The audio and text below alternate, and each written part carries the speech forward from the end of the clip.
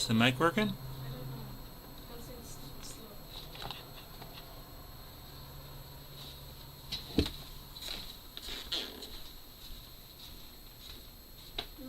it. Yeah, it's working. That's the mic there. It's working. Yeah. If I ask to mute, that would be mute. Doesn't work. Don't worry, I got it in manual. Get manual.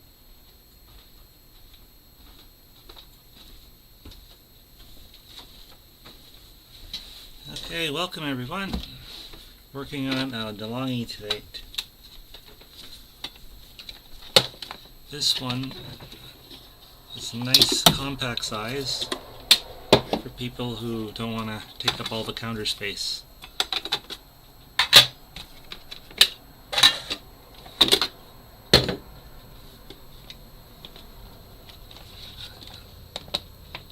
Here's the model number. It's EC685M, like coffee maker.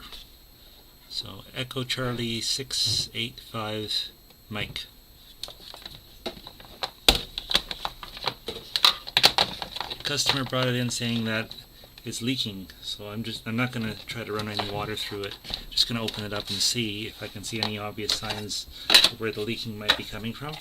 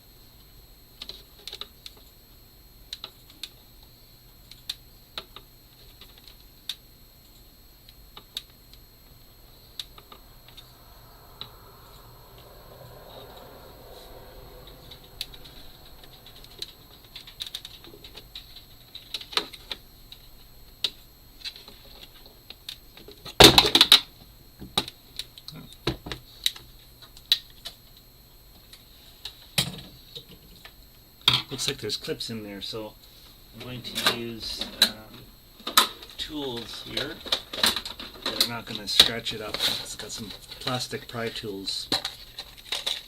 Comes in a little kit like this. So I've got my plastic prying tools and just very carefully pry around. Get the clips to open up.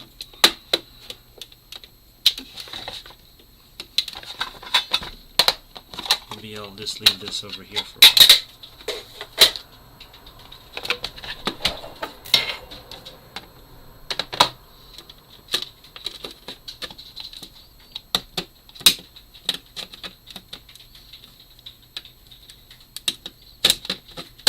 There we go. So, took a little bit of prying. Right here is the clip that's holding in the front here. And also look at these teeth here. So you kind of got to lift up and pry back at the same time to get it to come off.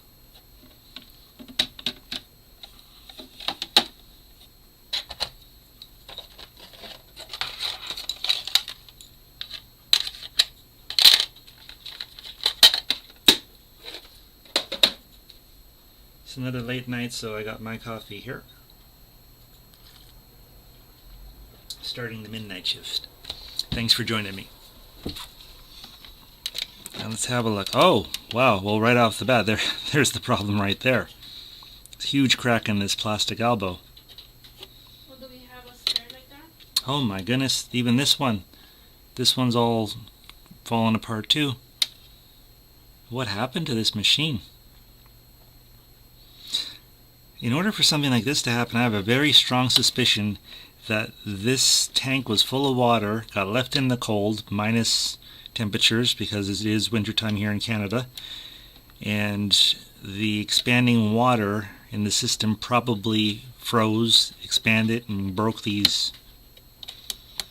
So I'm not sure if I got enough parts here in stock, but I'm going to start looking. So excuse me while I look into this and see if I can find some of these elbows. I hope that I have a couple here, because that means that I can get this fixed up tonight and back to the customer if I do.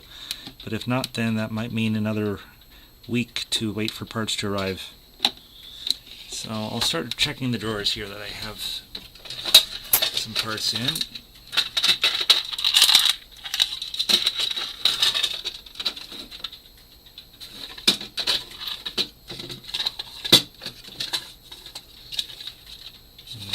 Nope. Okay, so let me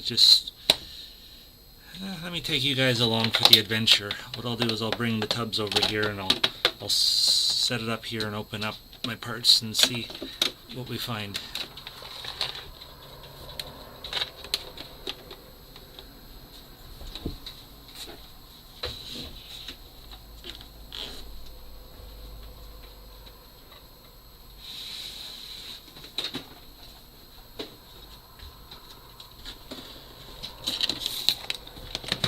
Here's a couple of tubs. Let's see what we got. Nope, that's not it.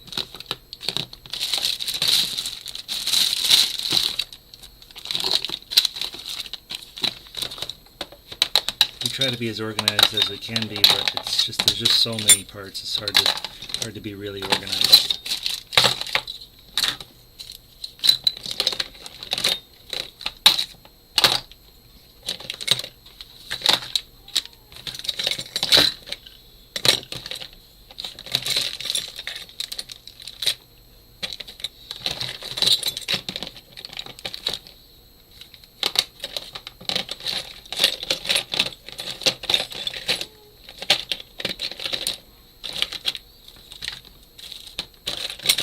I think it's safe to say it's not in this one.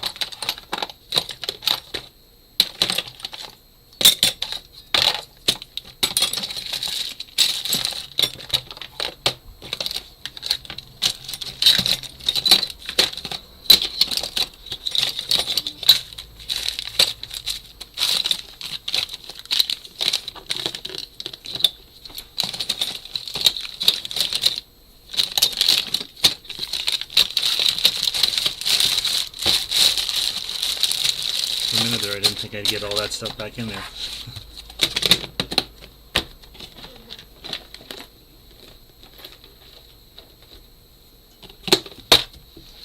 This one is mostly wires, but sometimes things get mixed, so I'm just going to kind of look around like this.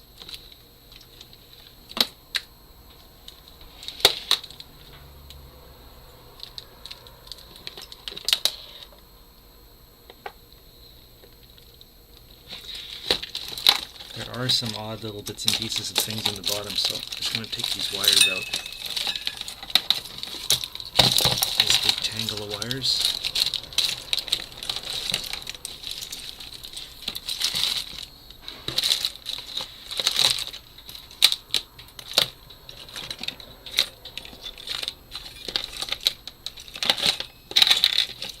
All kinds of goodies in here.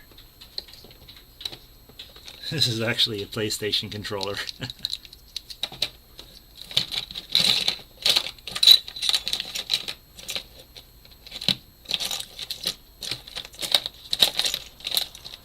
Oh, I was looking for one of those. I'm going to keep that up in here. Whenever I run across certain things, items of interest and value, I store it over here for faster finding next time.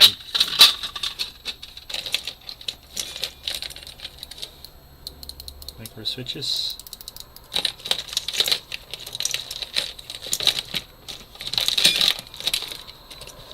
We got hoses here, and I have another tub just for hoses, so those should be in with those.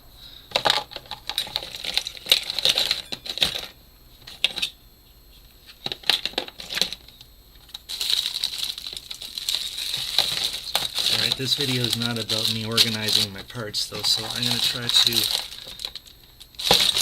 sort all this out another time. Maybe we should do a live stream of me just sorting out all of the spare parts that I've acquired. That could take a few days to do a video like that, so we'll save that for another time.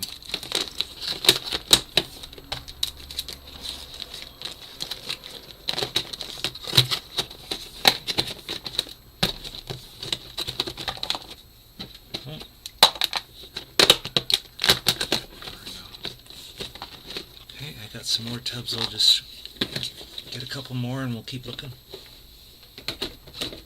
Here's an interesting thing. There's little fiberglass particles here now because of the wires. Some of them are coated with fiberglass casings for heat resistant. So I'm just going to clean that off.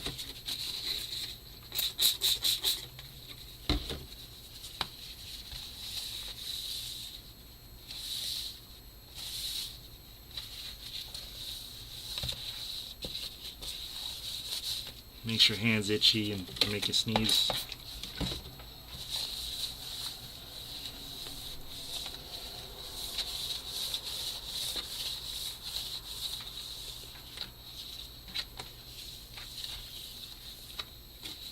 Okay, that's better.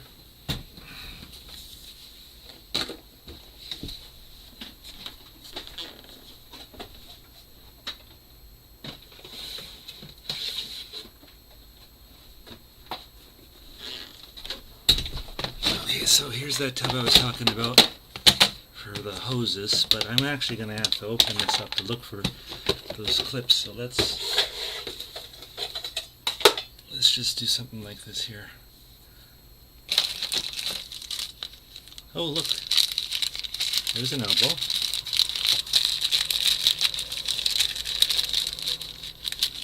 And this is 90 degree. It might work. I'll leave that aside, you can try it.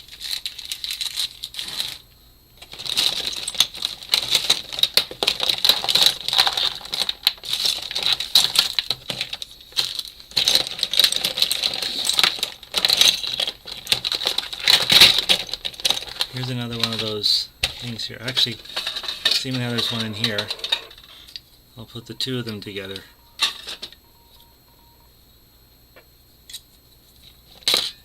There.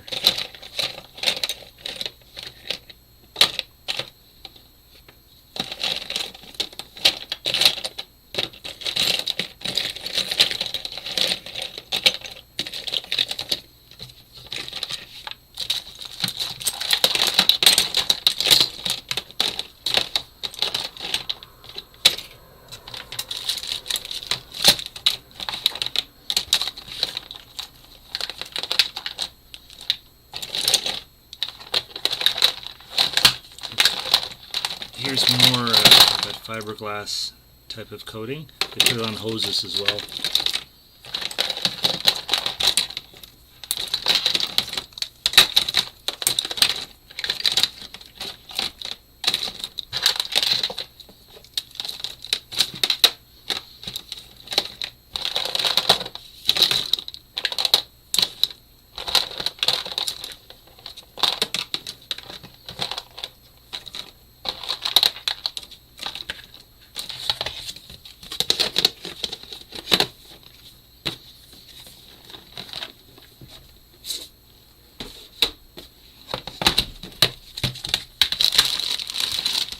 Circuit boards, screws, more screws, capacitors, valves,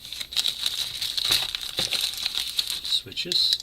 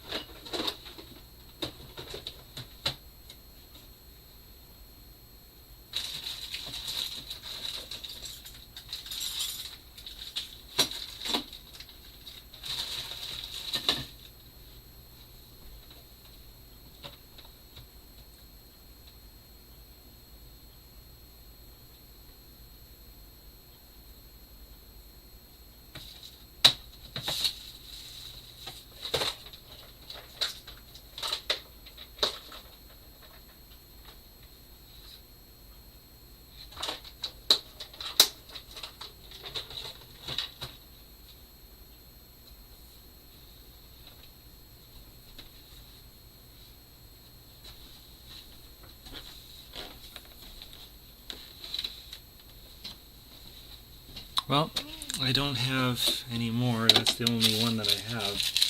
And it's actually from a different style machine, so I'm not even sure if it's going to work. I'm just going to do a quick test here to see if the O-ring will fit into that one. I'm going to have to order the original parts, but I'm just curious to see if this would have worked if I had two of those. This is actually from a Mealy, or Mealy, however you say it, Mealy, and this is a DeLonghi. So, do they use the same sizes? Yes, looks like they do. Okay, so if I can't find the original ones, then at least I know that these ones fit. So I could order the two of these and get the job done. It's nice to have an alternative, an option.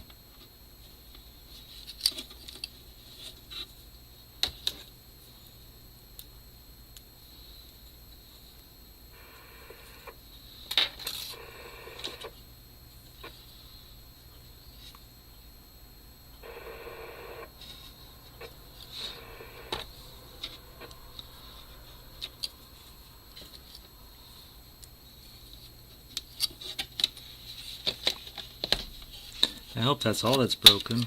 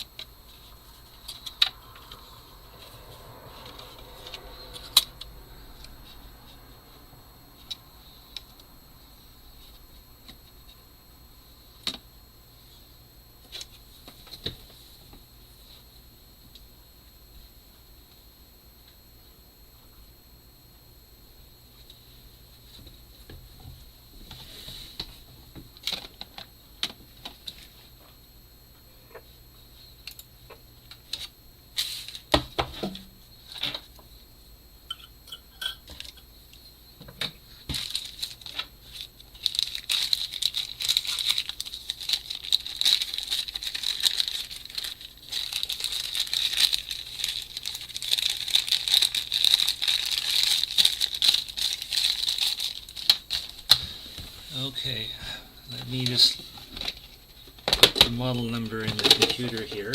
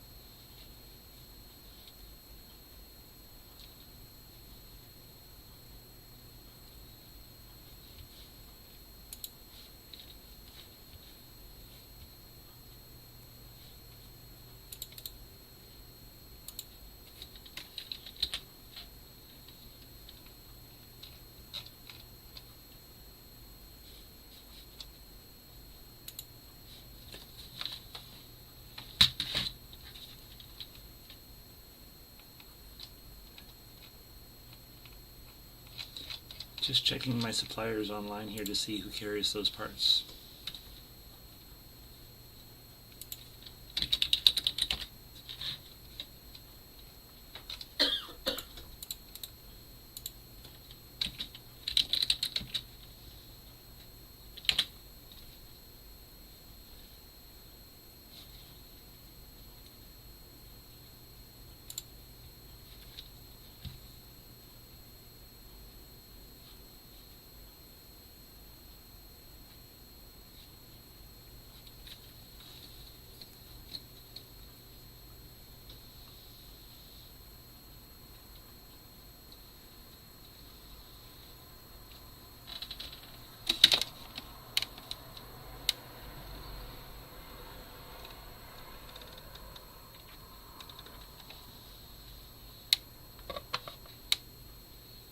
Well, good news. I found a supplier that sells them locally, well, fairly locally. Not right here in the city of Toronto, but outside the Toronto area.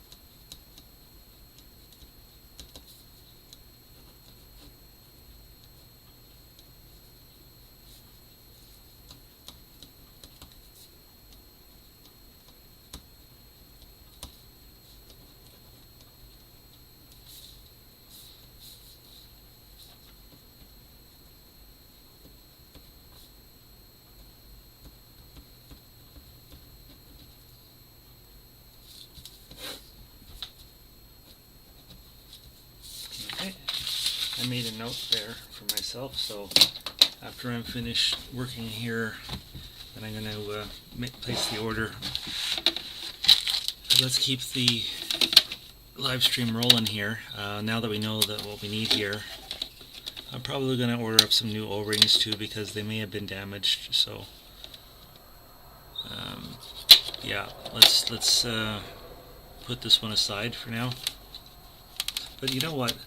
Perhaps we should take it one step further and just explore underneath here and see if there's any other damages, because we're going to order parts for it and find out that there's more damages, then we should have ordered everything all at one order. So I'll open up the bottom here.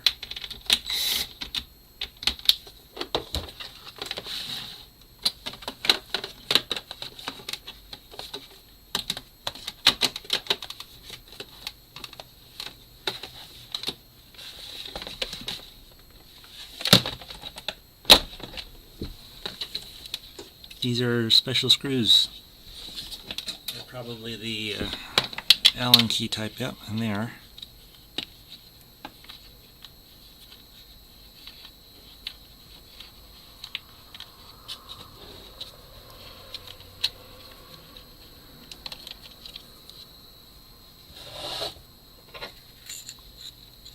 These two are different. They're just the regular screws to open the top.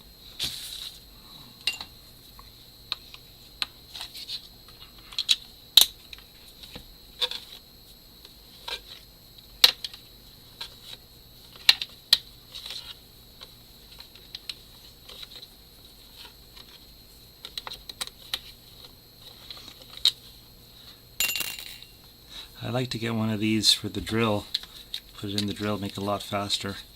But this is this kind of chuck, and they're kind of hard to find.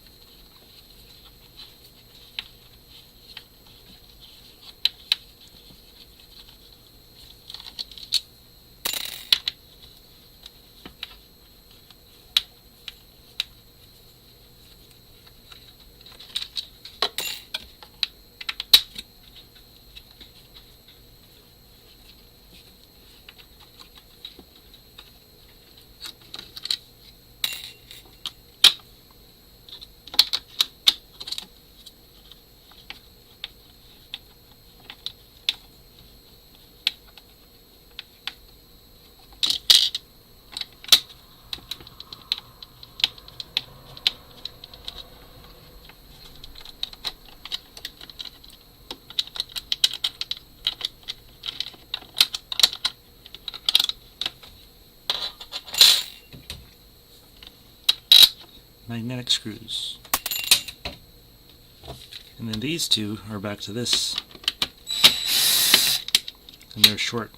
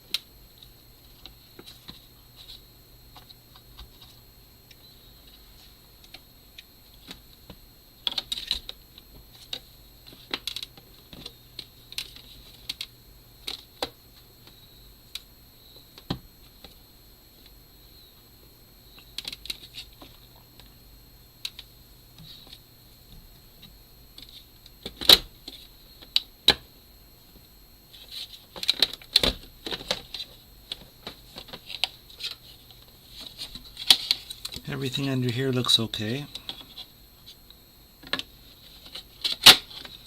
I think those are the only two problems. So we'll order up the parts and install them, and then test it and check for leaks.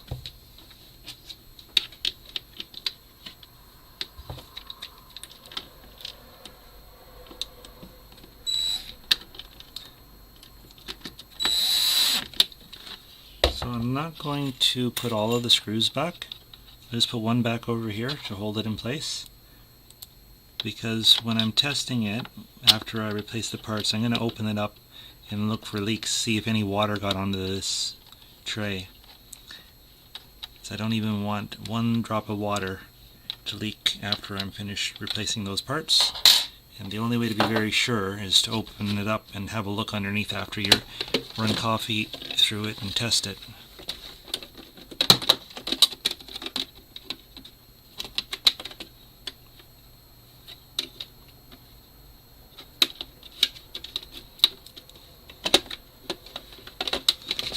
Here's another thing that we can do. I'll take out these on the sides.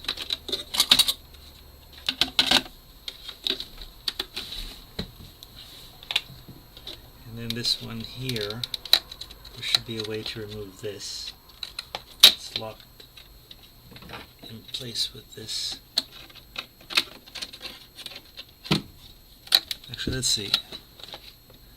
Oh no, this style you can't remove the back panel. It's all solid. It's the whole piece here and here. So there's no way to actually remove the back panel on this particular model. So that's more for a grounding connection there.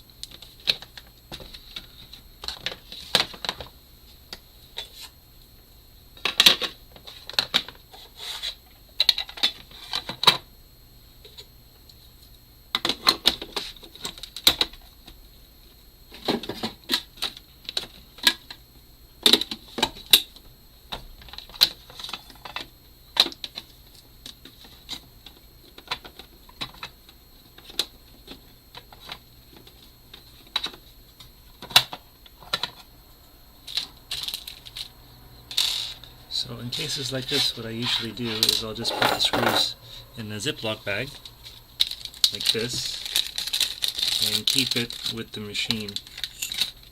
So that way I don't get the screws mixed up, and I have to make sure that I count for every single screw, that they're all put back in the proper place. So I'll keep this in the water tank for now. Okay, we're going to move on to the next machine.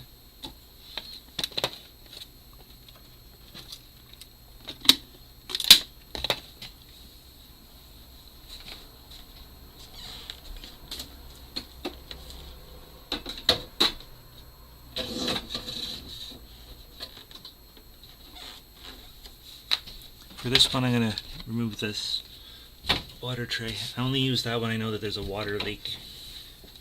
This machine that we have here now, it's a DELONGHI MAGNIFICA. Very nice machines. And what we're going to do is just a general maintenance on it. So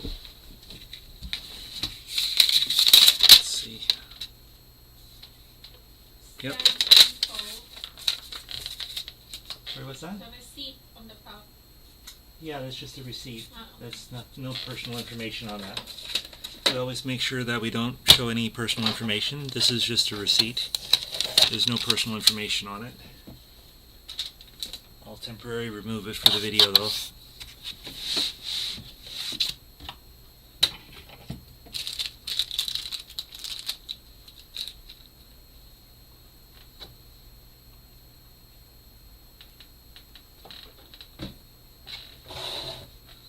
Let's have a look.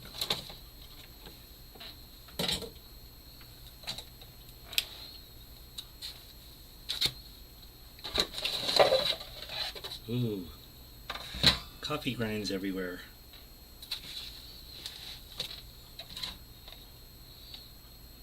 Moldy coffee grinds. I'm gonna go wash that out right now. I will be back as soon as I wash out this coffee tray.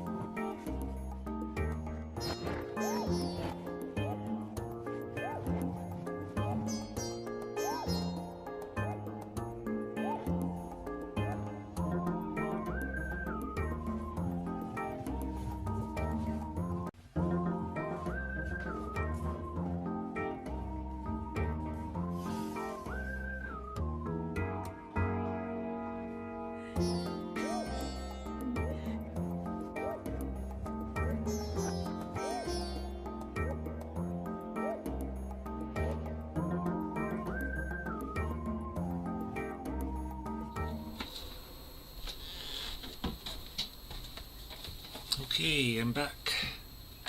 So I washed that out. No more mold in it.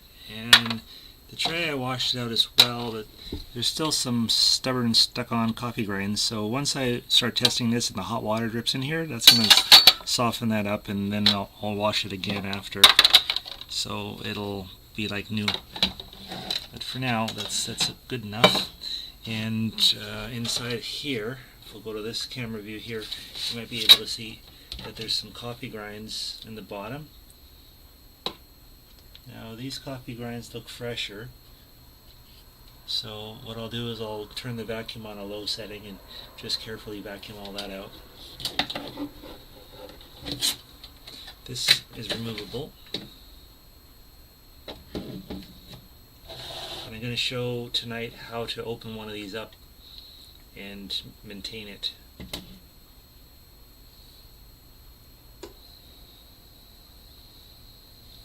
Yeah, so the suction cup doesn't always stick to the table properly, but we'll try again. Okay.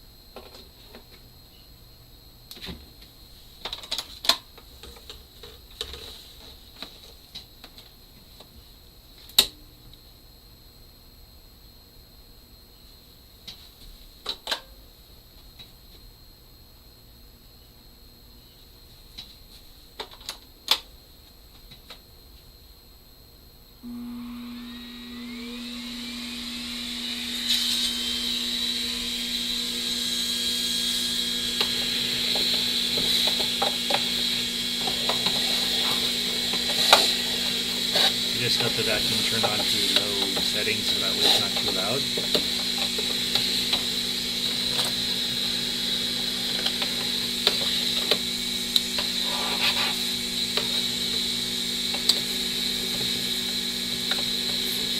Use a little brush to brush away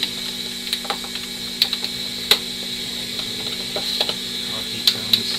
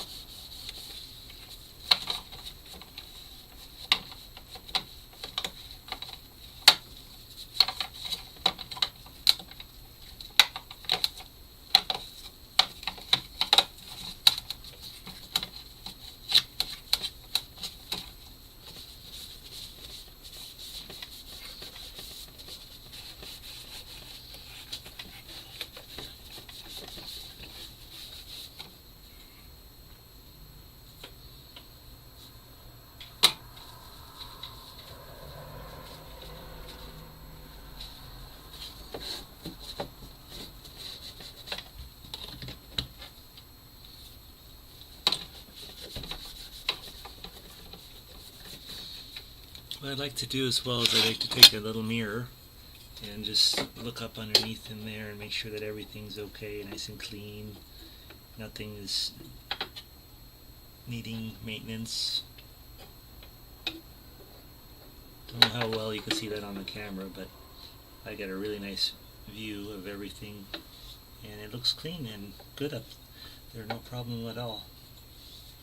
Over here there's a little bit of coffee grinds, I'll get that. They kind of just stick in different places. It's very normal. There we go, that's better.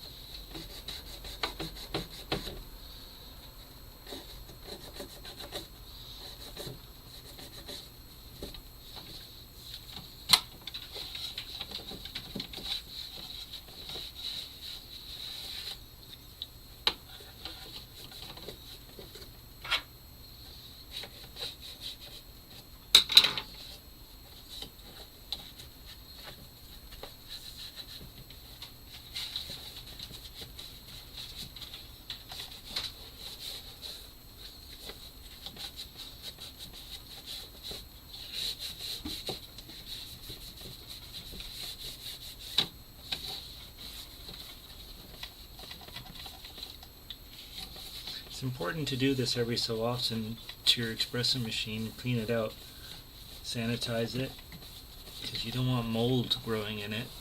After all, you drink from them, so you got to make sure that it stays sanitary and clean.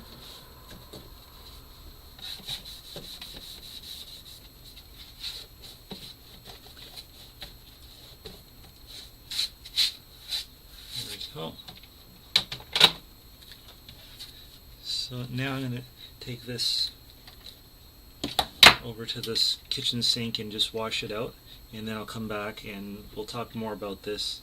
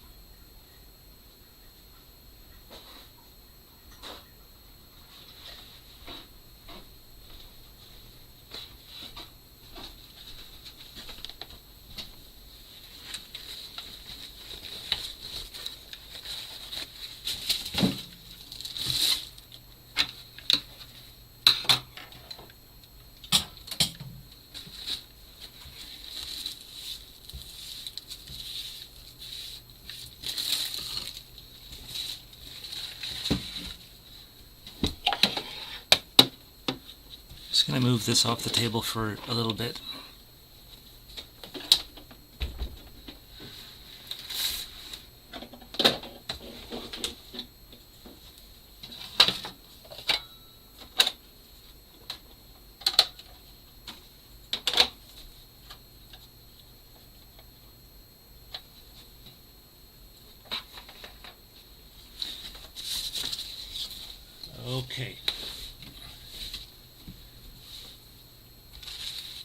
let's talk a little bit about this.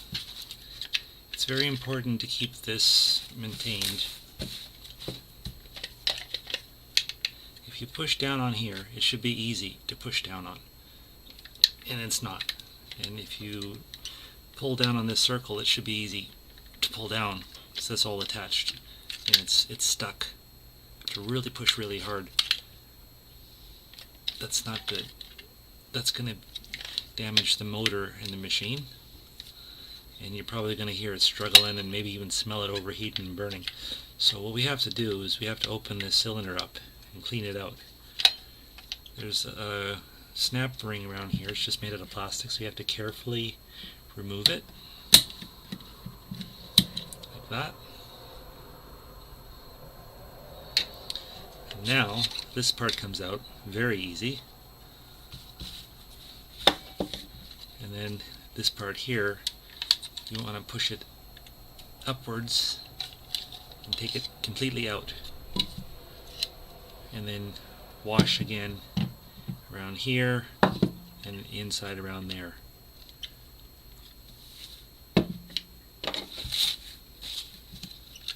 So I'll be right back.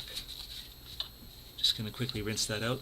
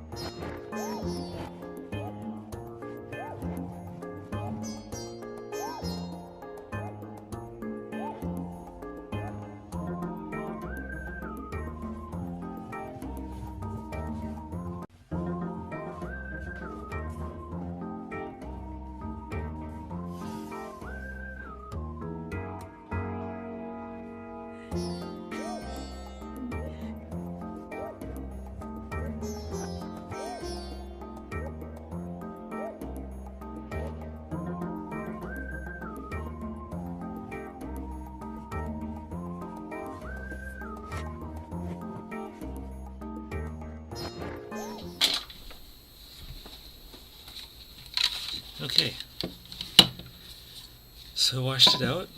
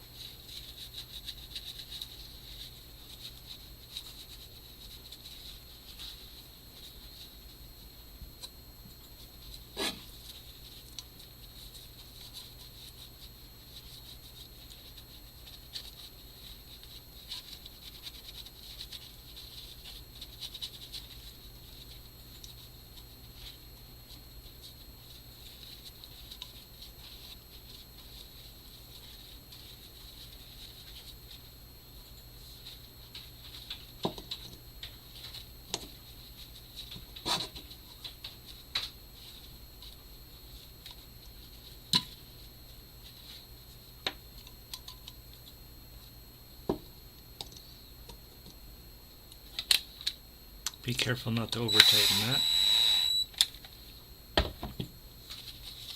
Okay.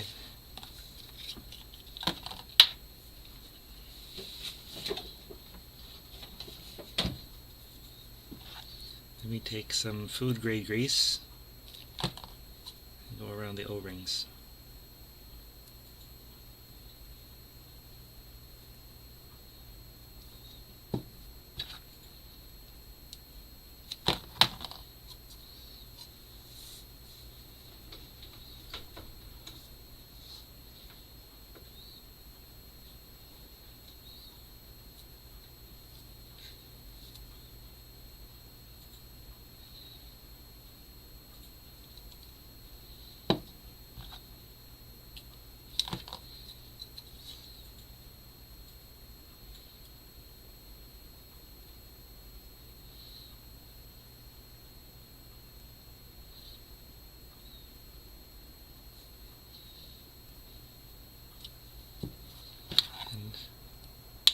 I even like to put some in around here.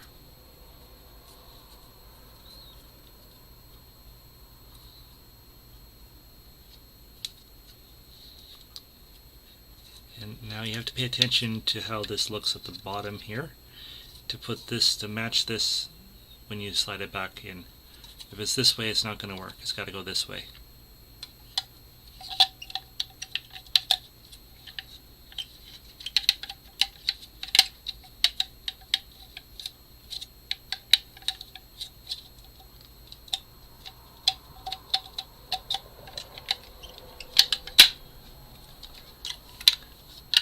There we go. See, now it moves much easier.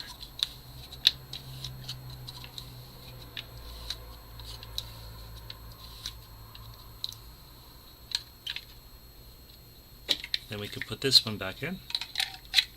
Let's just try it a little bit.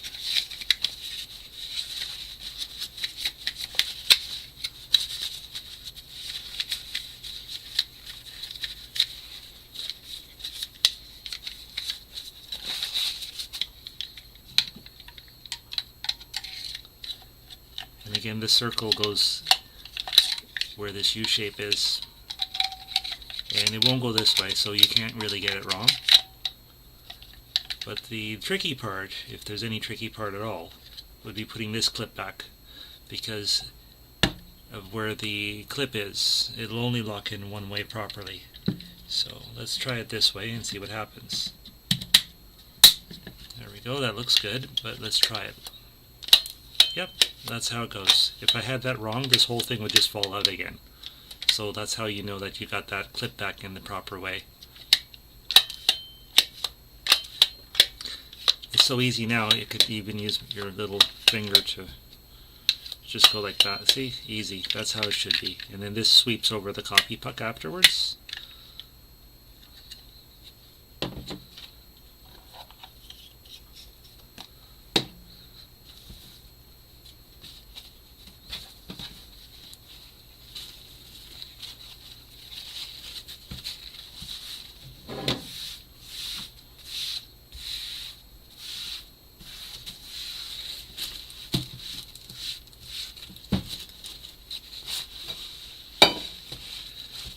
Okay, let's get our espresso machine back up here, and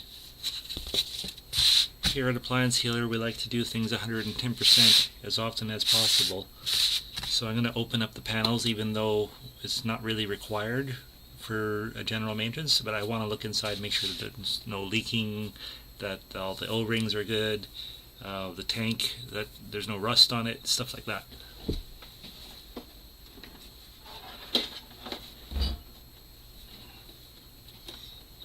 So, in order to take the panels off of this particular model, first take the water tank out of the way. You gotta spin it around to the back, and there's 1, 2, 3, 4, 5, 6 screws holding the back panel on.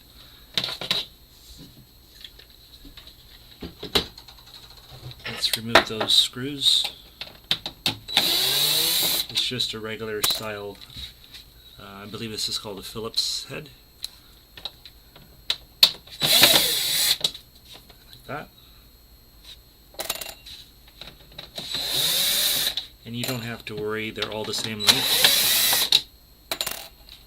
So when you put them back, it can be in any order. Okay, so the side pulls back, out, and down. So back, out, down. It's got those little clips there. And the other side,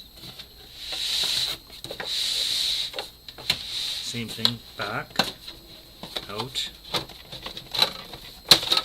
and then down. This is the side where you can see the water tank. So I'm going to have a look here at the water tank. Usually if they're rusting, that's a sign that they're leaking or too much moisture is building up or getting in there somehow. This one looks perfect. I don't see any rust whatsoever on it. And now you're probably thinking the tanks are made out of aluminum, and you wouldn't be wrong to think that. They are made out of aluminum.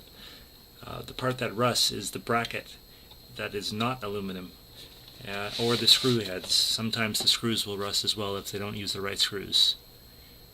And those are the areas that you're going to be looking for rusting. And we don't see any here. We're also looking for cracks in the hoses and in the adapters that fit the hoses to the tank, and that looks fine. We're also looking for discoloration on the wiring that might show indications of overheating, and again, it passes that as well.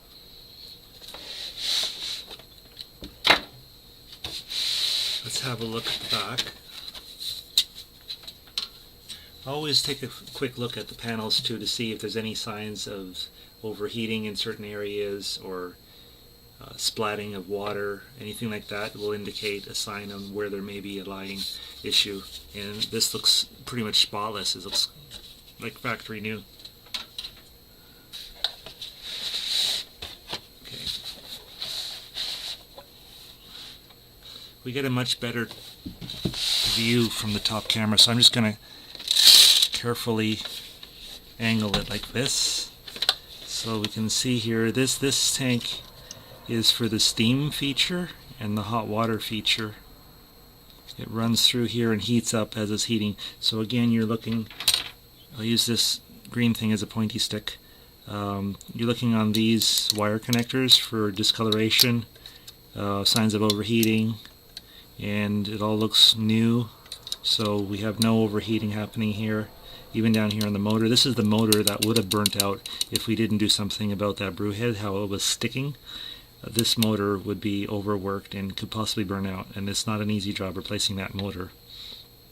Here we have the water pump, and sometimes they fail, but if you take good care of them, they'll last a very long time. They'll last years and years, no problem. Over here is your flow meter, water flow meter. So as the water's coming in from the tank, it goes through this little magnetic reader that registers up to the circuit board. And the circuit board is over here on this back side over here. There's the circuit board right there. And then this ribbon type cable goes over to the front control panel. Another thing I should mention, there is a solenoid up in this area. And this is another reason why it's so important to do descaling on a regular basis, because these solenoids can get stuck if you don't descale them. You get the calcium buildup around there, and it's a very small moving part. If that gets jammed up or stuck, then you're going to have a real big problem. You'll have to take off the whole top part and get that right out. You might even have to change it out for a new one. So that's the tour of the inside. We can actually run this unit with the covers off and watch everything moving around, or if we encounter a problem, we can look for where the trouble is. One time I actually had a tank back here spring a leak as it was open, so word to the wise, just use caution. If you suspect that it's going to leak, or if you see any signs on the back cover, you don't want to try turning it on, because this could spray right across the room. The water pressure builds up in there and gets really, really hot. So the last thing you want is hot water just spraying in your face or across on your electronics, computers, wherever. So just keep that in mind. For safety's sake, it probably is a better choice to at least put this back cover in place if you're going to run it. Because if you don't do that, you could end up, you know, having a bit of a mess on your hands to clean up.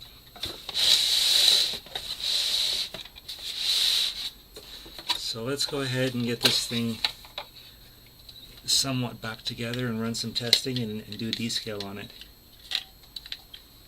So when you put this one back in, you don't want it like that. You want to have it closed like that. Again, you don't want it down like that. It's got to be closed like that.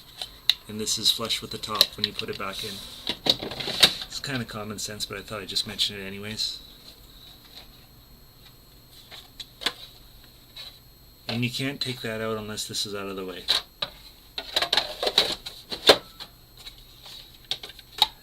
To get this door open, there's a little lever here, it's a little locking type mechanism.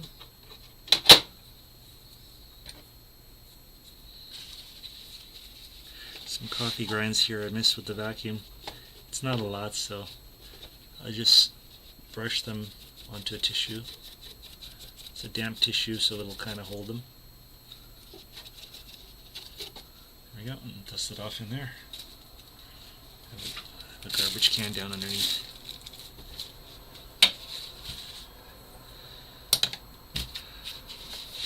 Alright, I'm going to plug in the power to the unit. I have this on a switch so I can turn it on and off over here. So if you see me reaching over here on this camera, then you'll know that I'm reaching for the on and off switch.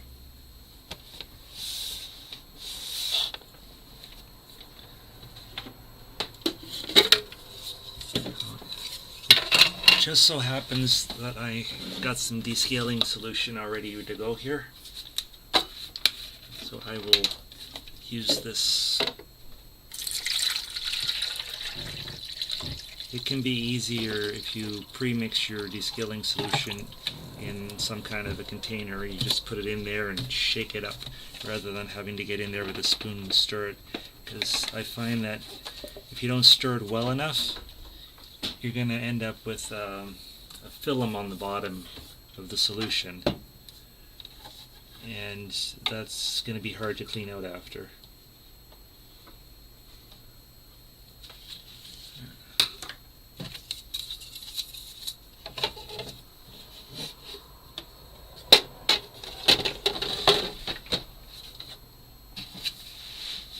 Okay, power on.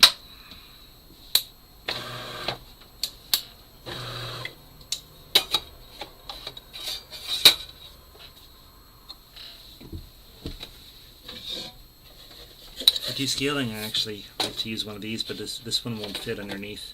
So what I'll be doing is I'll just take it out and dump it as I need to. Power on. I have another video on my YouTube channel about the circuit board up here, how there was an IC chip that had failed, and I had to resolder all of the IC chip pins and replace it with a brand new IC.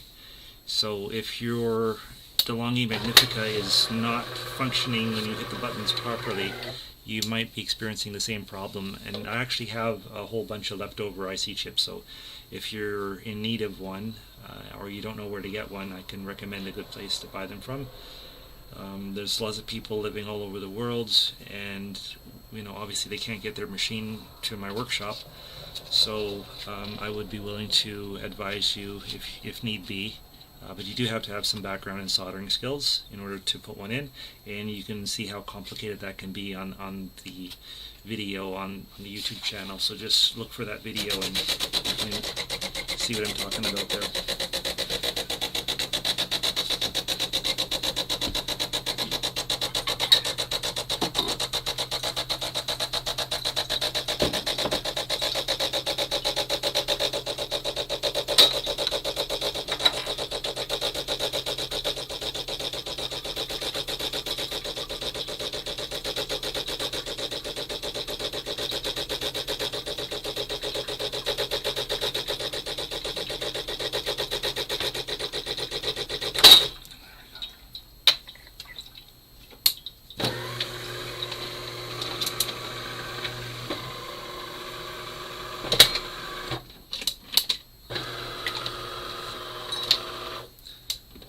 descaling purposes, I like to keep some hoses around and just do something like that sometimes too.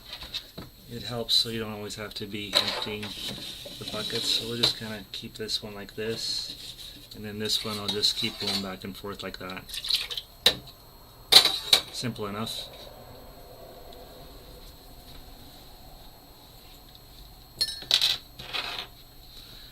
Now, on average, it takes about an hour to descale the machine depending on how they set up the program. Some can be a little bit faster, some can be a little bit longer.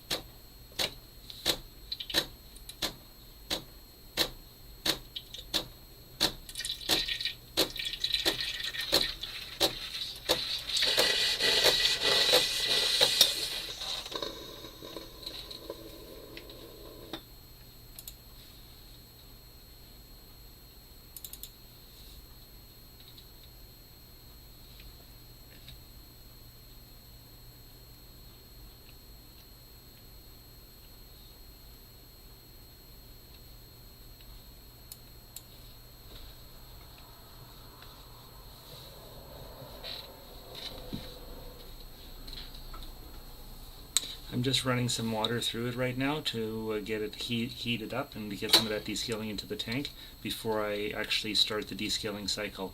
It's a little bit of a manual method of starting up, just so that way you can be sure you're going to get the most descaling out of the machine. It's not really called for, but again, like I said, here at Appliance Healer we like to do things 110%. So I'm just doing a little bit of extra procedures that are not in the manual.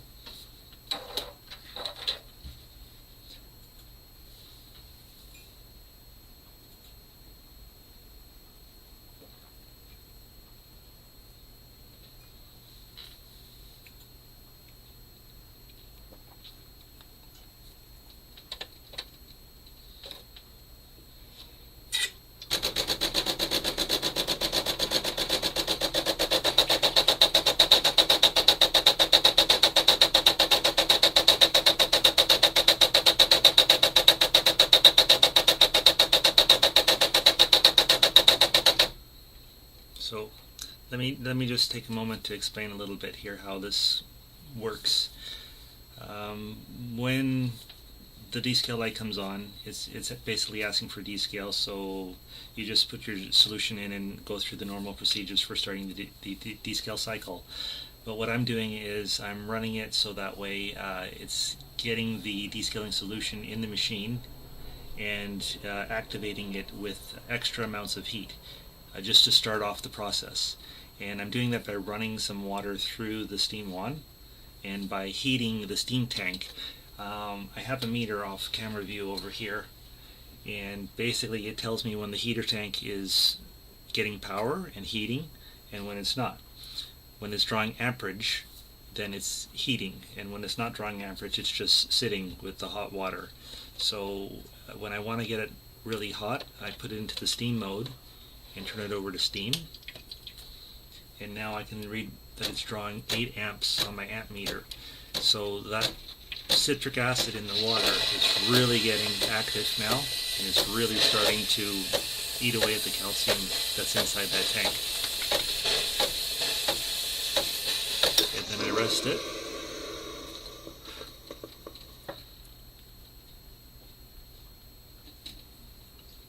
And then another thing too is you have to remember that there's 2 tanks that we're descaling. That U-shaped tank, and the second tank is the big round one that's in the back over here. Actually, over that way. And you want to run water through this area to get that tank clean.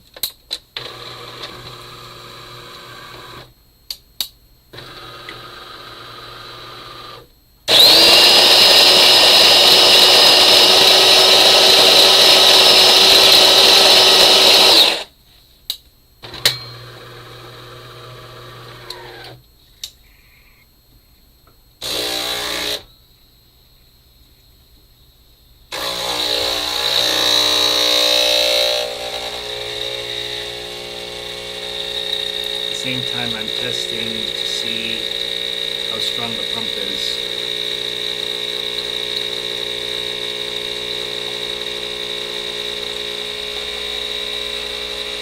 Making sure that the coffee grinds are going to the back pressure. Does that make sense? I'm using the coffee grinds right now, pulling a shot, even though it's not going to be drinkable, of course, because it's got descaling solution. But I'm just using that to test it out, and also to get the brew unit to get some descaling solution in it. We're going to rinse it out again after anyways, so it'll clear it up nicely.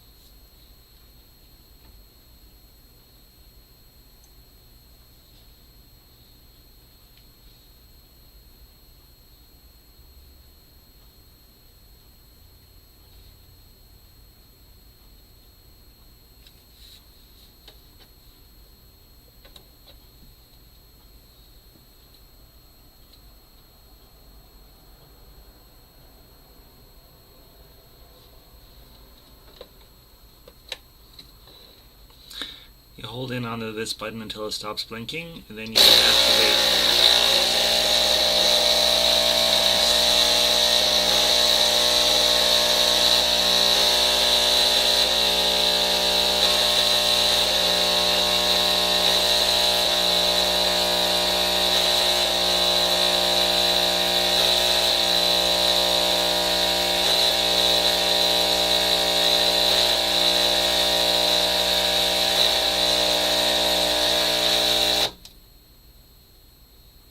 It's going to cycle on and off until it finishes the descaling solution now. So I don't know if you could hear me over the sound of the machine running, but basically when you want to put it into the descaling mode, you hold down onto the descaling light that's flashing until it stops flashing, and then you turn the water / steam on and off controller over to the water, and then the water is going to come out in increments. You just leave it in that position, and now it's doing its own flushing, cycling, but the only thing that I find is that it doesn't heat it as much, so that's why I take that initial first step to really get the water nice and hot and activate that descaling solution.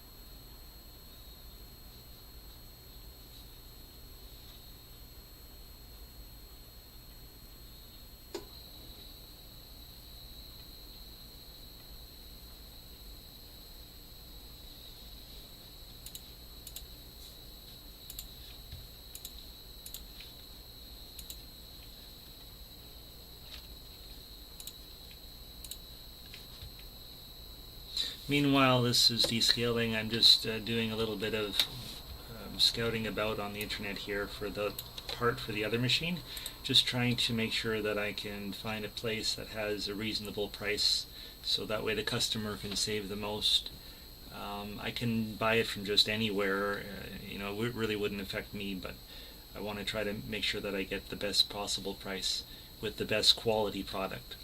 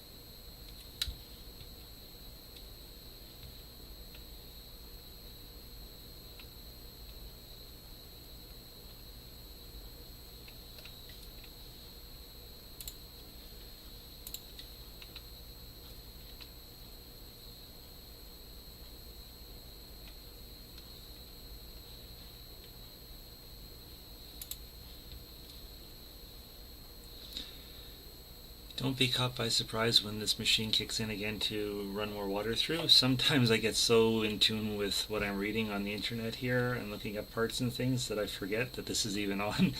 And then I get a little startled that it kicks in automatic, especially on those louder machines that are really noisy. So if you're trying to sleep and you're watching this video, I do apologize in advance, because it might wake you up as it's cycling on and off. Maybe just lower the volume a little bit if you're trying to get a good night's sleep. But again, you know, the internet is worldwide, so some people are just waking up and starting their day. And good morning to those of you who may be in other countries watching. Thank you for tuning in today.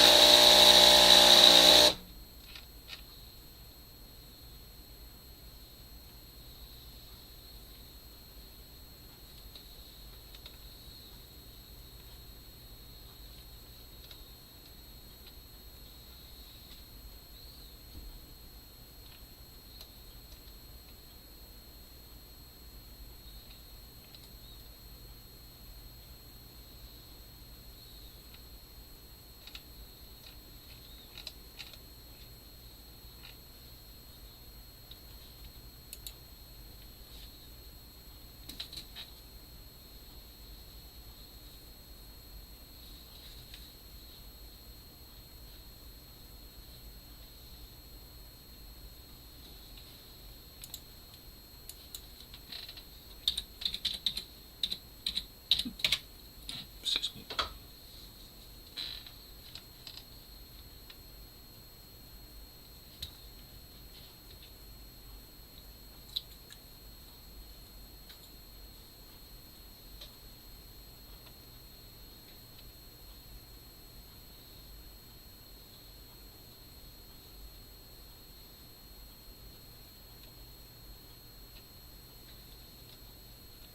What happened? It's descaling. Oh, and actually the light came on now, so okay, that's good. That means that it's time for me to take the water tank out and put in some fresh water to flush it.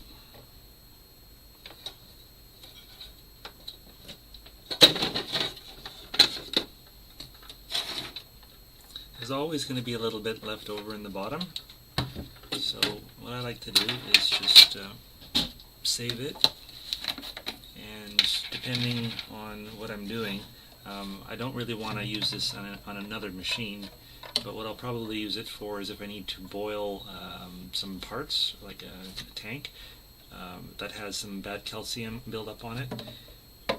Then I'll take the tank and I'll put it in the pot. I'll show you the pot in a minute that I'm talking about. It's just your typical regular kitchen style pot. Like this. See? So you can put anything with calcium buildup on it, you can put it in a pot like this, and you can use this leftover descaling solution.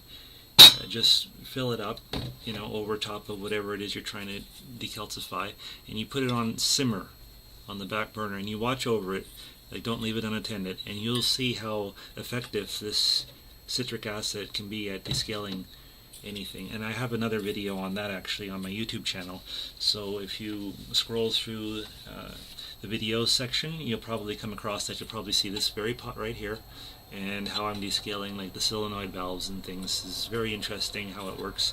You can unstuck a solenoid or unstick a solenoid just by using that method.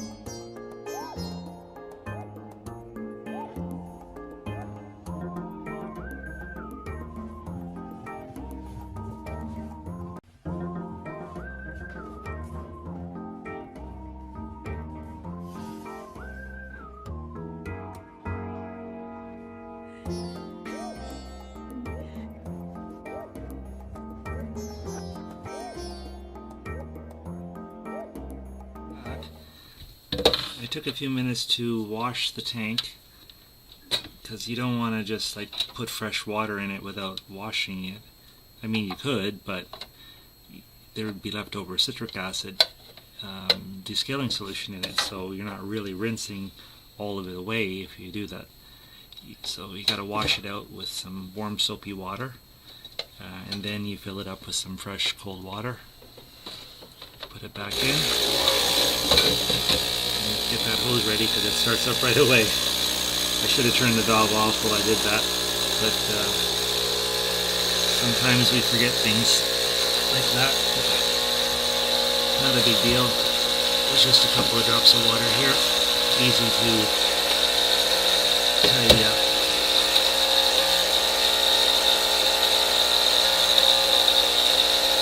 Okay, you want to keep an eye on your clock when you do this if you got a clock with a second hand on it. The reason for that is you don't want the pump to run for more than 1 minute. These pumps are designed to run for 1 minute and then to rest for 1.5 minutes.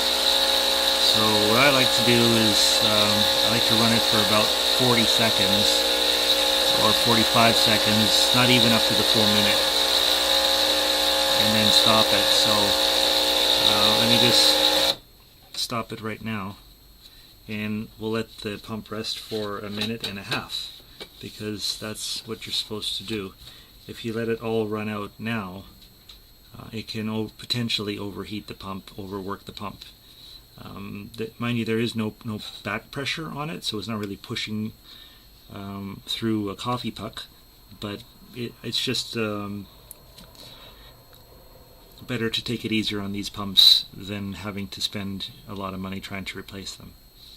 And when I was washing out the water tank, I was thinking I should show you guys these types of sponges, because this side is perfectly fine to use on plastic, but this side you don't want to use, it's too abrasive. So if you use this on the plastic surface, you'll end up scratching it, and not only will it look bad, but it'll open up little microscopic pores where bacteria could settle in and start growing, and then you'll get moldy tanks. So always use the softest side of the sponge, never use the scrubber side.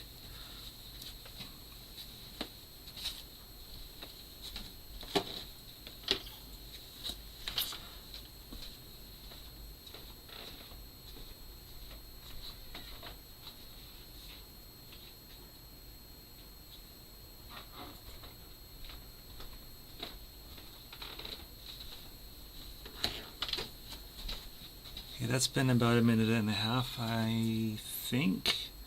Maybe I'll just wait a little longer just in case.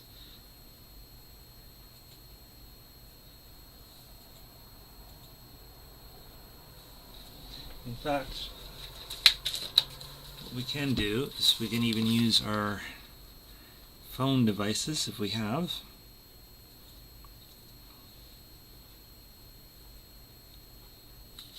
Stopwatch. Let's see if you can see that.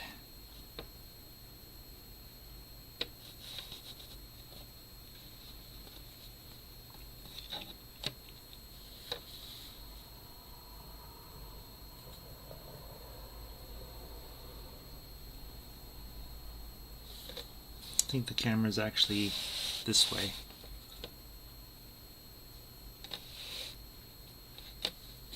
Okay, so here we go. Turn this on. Start the timer.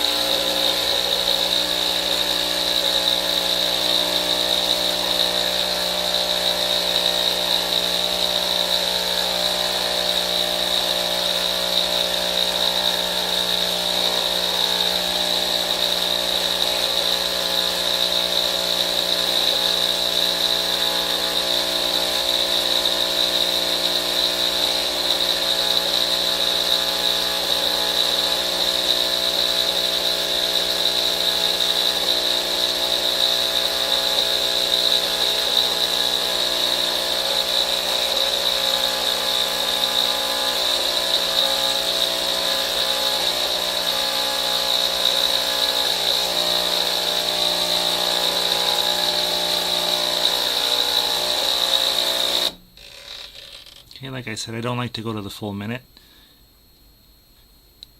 Reset it, and then start it. Now we're timing it for 1.5 minutes, because that's the rest time that's required. And once it reads 1.5 minutes, I'll start it up again. And this is for doing the flush.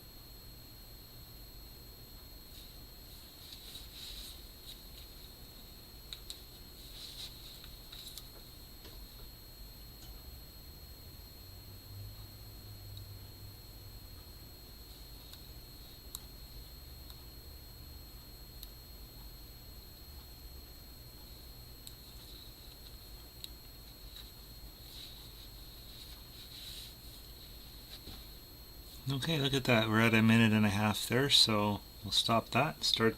Oh, reset. Start it up again.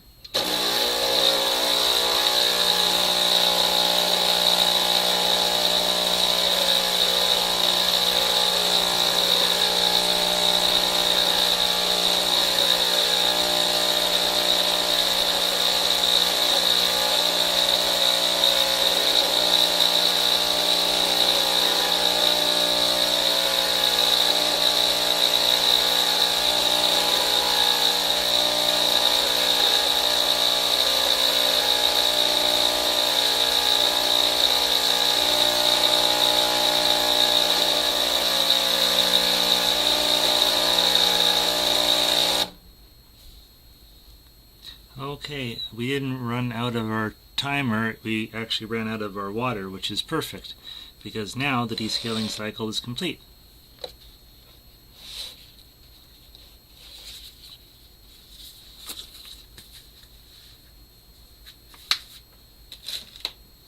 So what we're going to do is we're going to run some more testing. We'll dump this water. I'll reattach the steam one, just checking, make sure it's nice and clean. Okay, looks good.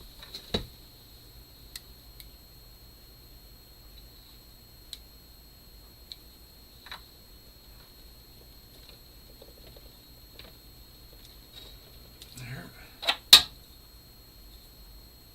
This one looks like it could use a bit of a washing, so I'm going to wash that. I'm going to get some more water. And I'm going to wash the top part of this.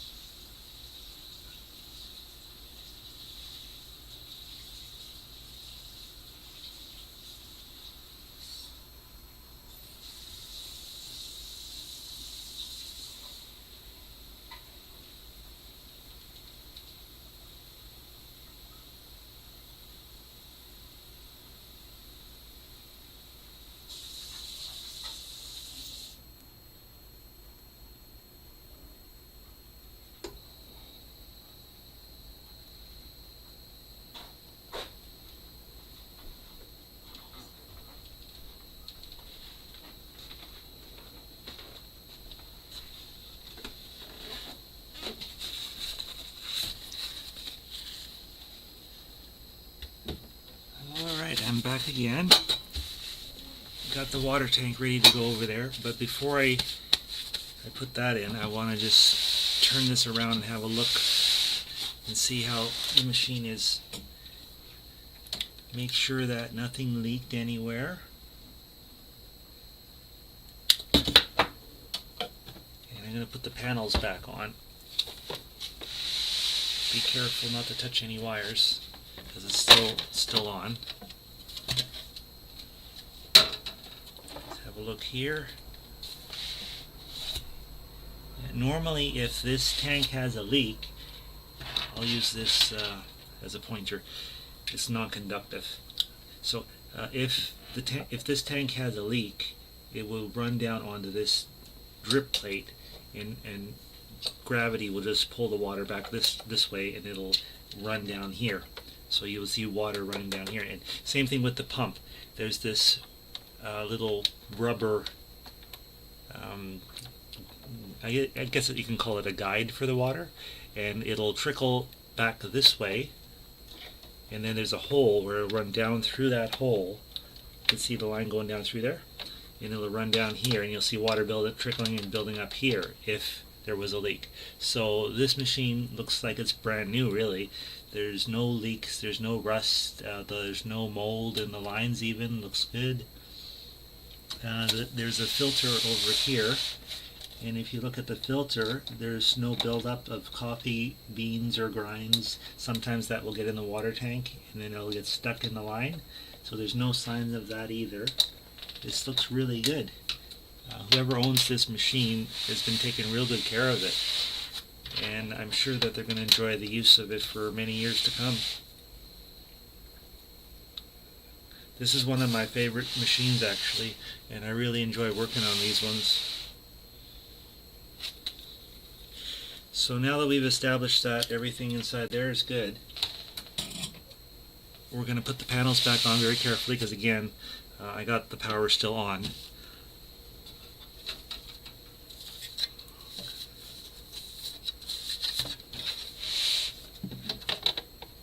If you're doing this kind of work yourself, you don't take the chance like I'm doing.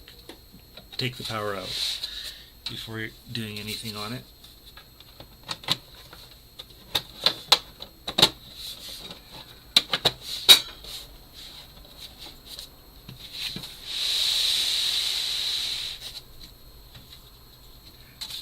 So again, you just reverse the steps. You push this top part up first, under here like that. Gets back about ½ an inch. It should be about 2 centimeters. And then you slide it like this, and then forward. Making sure that every area got clipped in place properly. And then you just simply put back the 6 screws here, being careful not to over tighten anything.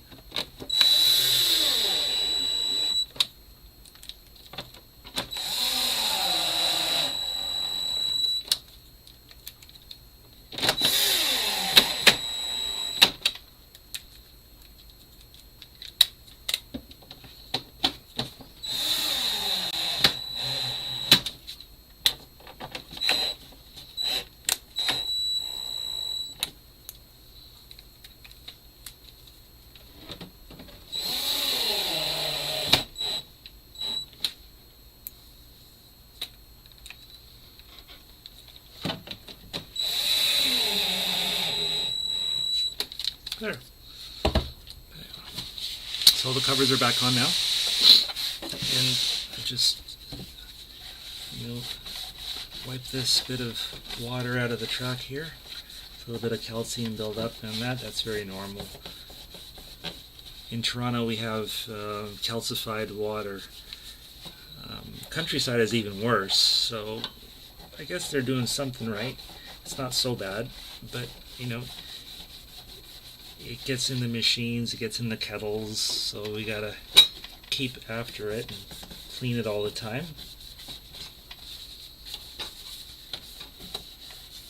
If you own a coffee maker or an espresso machine, I strongly recommend doing a descale. At least maybe once a month. And if you're a busy person like me, then at least once every 3 months.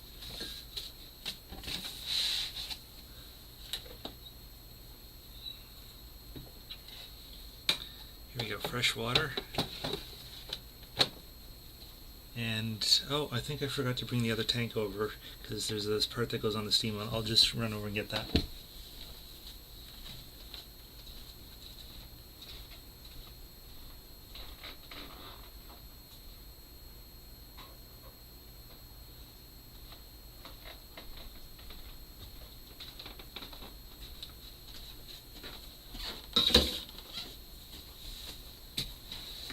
Okay, here we go.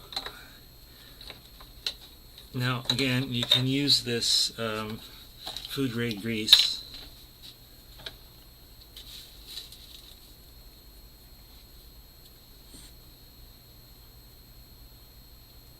A little bit on a Q-tip, just go around.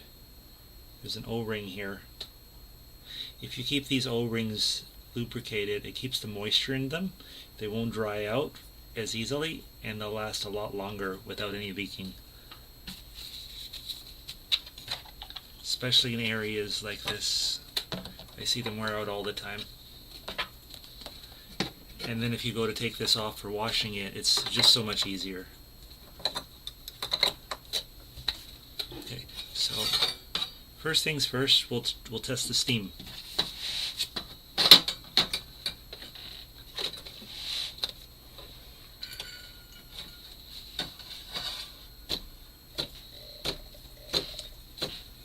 Drawing about 8 amps, heating up that water. This light is flashing, indicating that we're steaming. Pump the cycle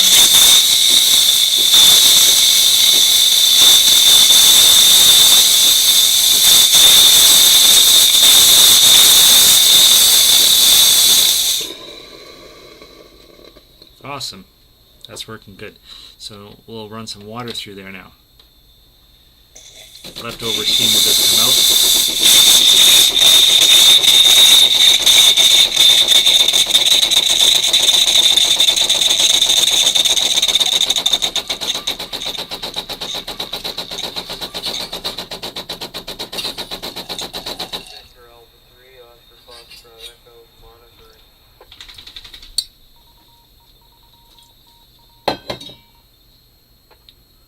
That would be my amateur radio.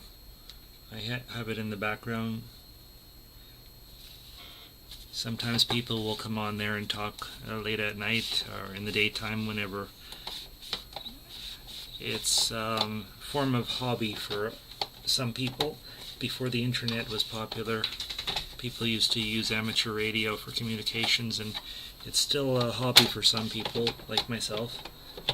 But I don't really use it that often because I'm a busy person, but it's nice to have it playing in the background just to see what the other hams are up to.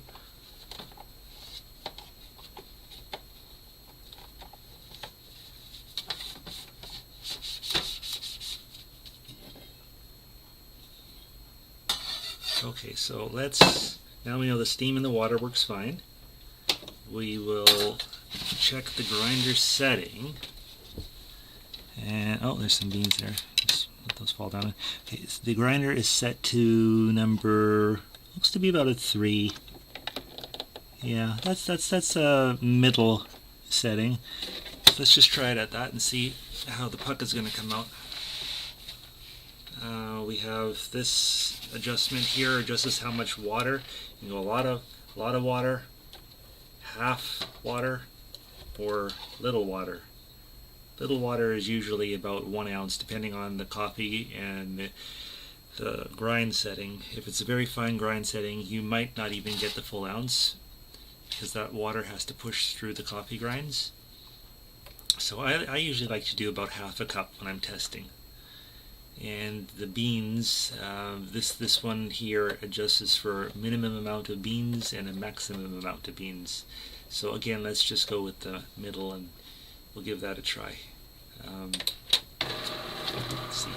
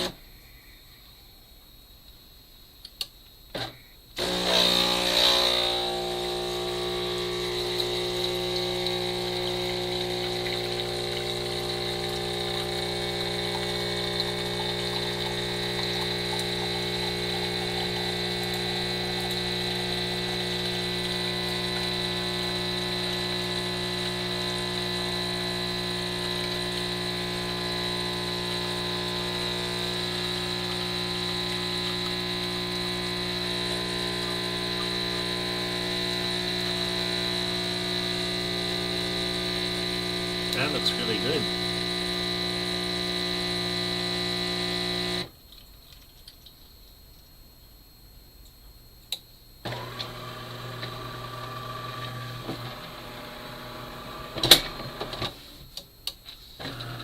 I don't know if the web camera that we're using does it justice or not, but look at that. That looks fantastic. And then the top cam view. See all that froth on there? Very nice. Let's check the aroma. Yeah, it's a good aroma. Okay, now we're going to check the puck. I just watch for drips here.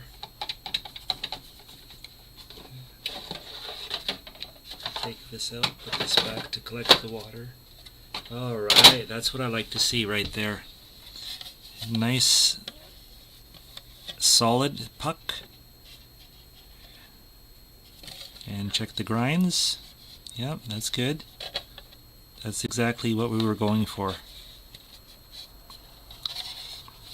So this machine is ready for operation. It's good for the morning crew.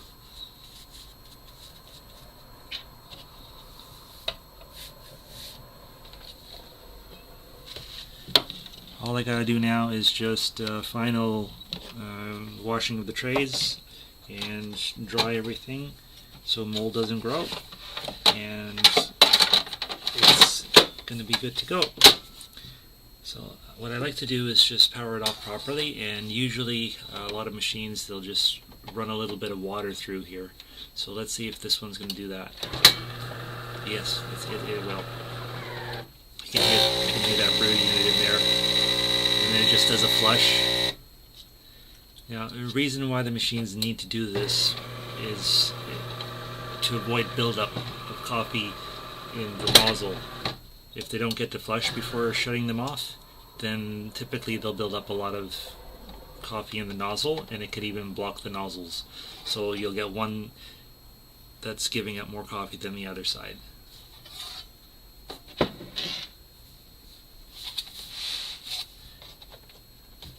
This one is working really good though. Everything is fine.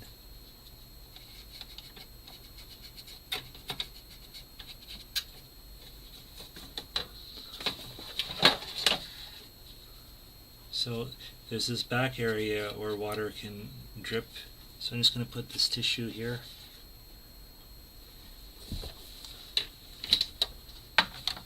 Now I don't know if you remember earlier on I said that there was still some stuck around here that I couldn't wash off. Now it's all loosened up, you see? So I can wash that out and it'll come out easily now.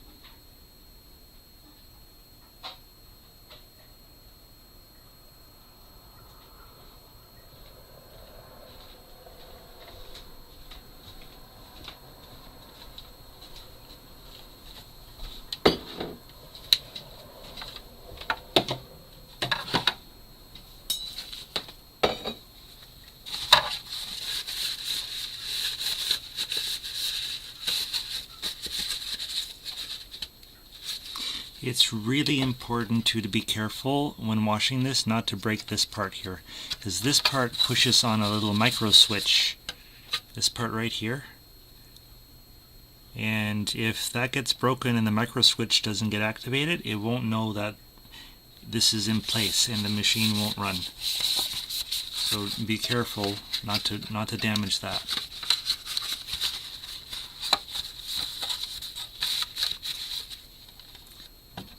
Perhaps I should point to it this way here. This way you could really see what I'm talking about.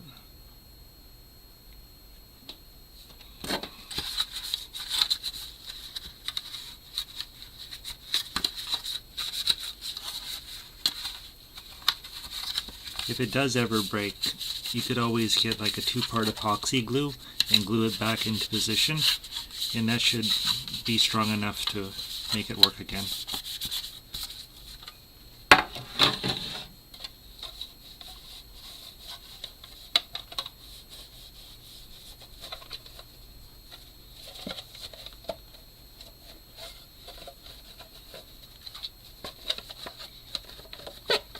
And I don't know if you remember this from earlier when I first started out.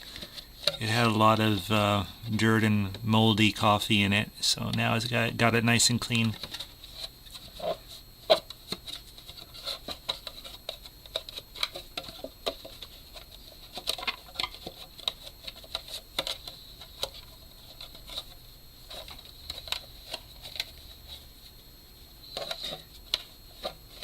You'd be surprised how many espresso machines come in here and they have mold growing in them because they were never maintained.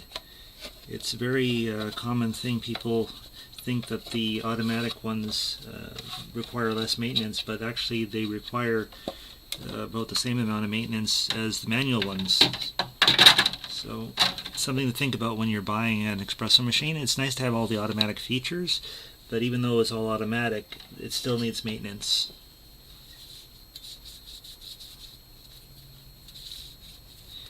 It's good to bring them in, once a year for a tune-up, descaling, have somebody detail it, clean it up.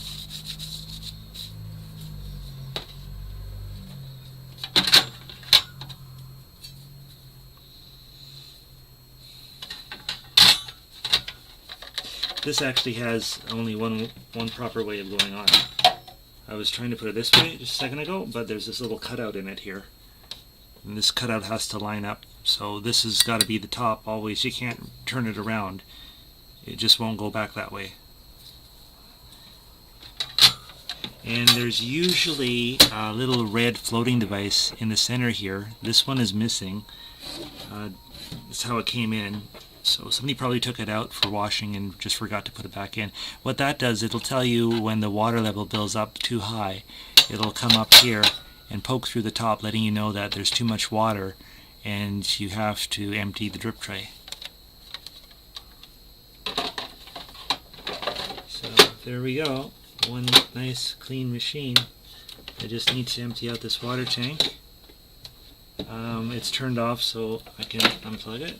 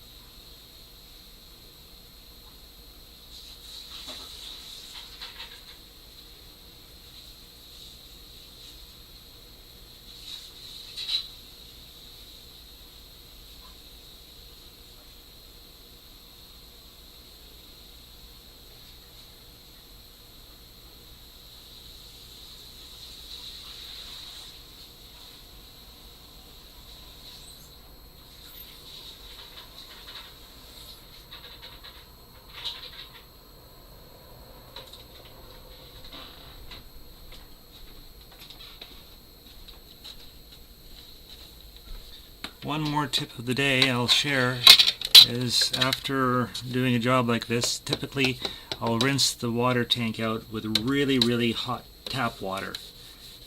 and I don't dry the inside. I let it just dry naturally because the water is hot tap water. It evaporates much quicker, and that way I'm not taking you know, rags or cloths and stuff and going in the tank, because that can leave behind little pieces of fibers or coffee grinds or anything for that matter, and that can get down into the filter of the machine and block the water. So as much as possible, I try not to put anything into the tank other than water.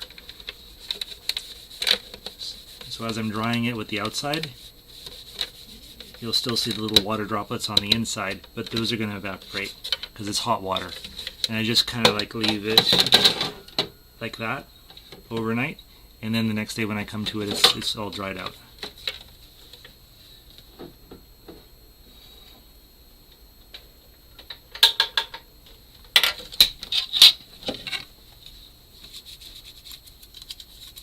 I've had machines come in here and the customers didn't know what the problem was, and when I open it up, in the lines I've seen pieces of tissue and paper towel got sucked into the line because they were most likely were drying it and something got torn off, a little corner or something, and it went down into the tubes and got stuck in there, lodged in there, and then the water won't come through to make the coffee.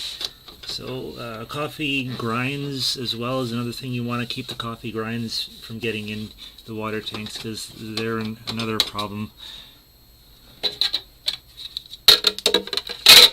So I'll just leave it like this overnight, and when I come back tomorrow, that tank will be dry and free of any debris that we don't want in it. Okay, so again, this was a video on how to maintain, clean, descale the DELONGHI MAGNIFICA. Very nice unit, very nice machine. Got the cup warmer on the top here and everything. So thanks for watching, those of you who tuned in, and those who are watching the replay, thanks for watching the replay. Please don't forget to hit the like button, subscribe, make a comment if you feel you want to say anything about the work. We appreciate all of your effort and time for following our YouTube channel and helping us to grow the channel. We're trying to get 1,000 subscribers this year. It's our goal. So the more we get, the better everything will become. Thank you again, and have a great night and a wonderful day.